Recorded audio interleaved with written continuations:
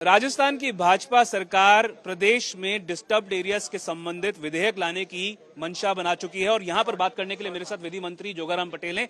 जोगाराम जी, क्या जरूरत आन पड़ी कि इस प्रकार के एक्ट की बात जो है वो सरकार कर रही है? नाम क्या है पूरा? देखिए, इस एक्ट का नाम राजस्थान अशांत क्षेत्रों में स्थावर संपत्ति के अंतरण का प्रतिषेध और परिसरों के किराएदारों की बेदखली के संरक्षण के लिए उपबंध अधिनियम 2026 अंग्रेजी में the Rajasthan prohibition of transfer of immovable properties and provisions for the protection of tenant from the eviction from the premier and district area bill 2026। ये मेरा सवाल ये था, मंशा क्या आ गई सरकार को इस प्रकार के बिल लाने?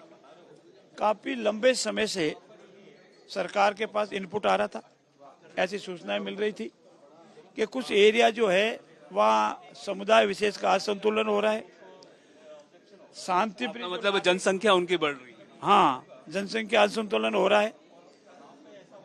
कुछ शांति प्रिय लोग हैं, उनको प्रॉपर्टी बेचने के लिए न्यूसेंस पैदा कर मजबूर किया जा रहा है, औने पौने दामों को बेचने के लिए प्रोहिबिट किया जा रहा है।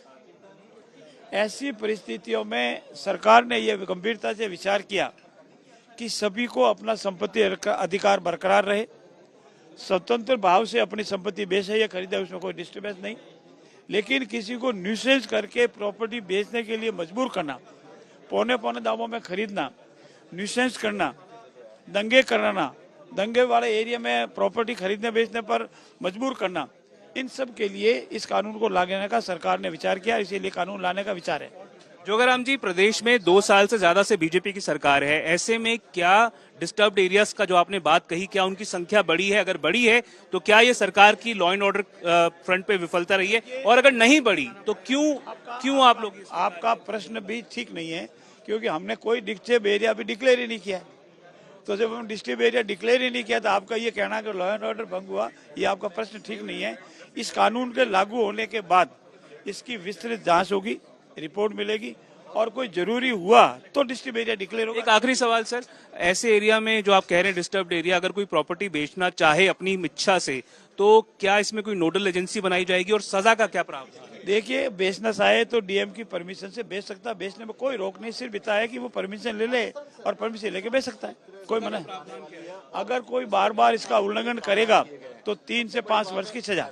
तो ये थे राजस्थान सरकार के विधि मंत्री जोगाराम पटेल, साफ तौर पर इस प्रकार की बात कर रहे हैं कि डिस्टर्ब्ड एरियाज जो हैं वो जहां पर इनके हिसाब से समुदाय विशेष के जनसंख्या में इजाफा हुआ है, असंतुलन हुआ है जनसंख्या में, वहां पर इस प्रकार के, और जो जहां पर एक हिस्ट्री रही है डिस्टर्बेंस की, और उसके अलावा जहां पर औने पौने दामों पर इनके हिसाब से प्रॉपर्टीज बेची गई हैं, ऐसे एरियाज में राजस्थान की सरकार एक बड़े कदम के तहत डिस्टर्ब्ड एरियाज बिल लाने की बात कर रही है विधानसभा के सत्र में। कैमरा पर्सन निखिल शर्मा के साथ देवंकुर वधावन, जयपुर आज तक।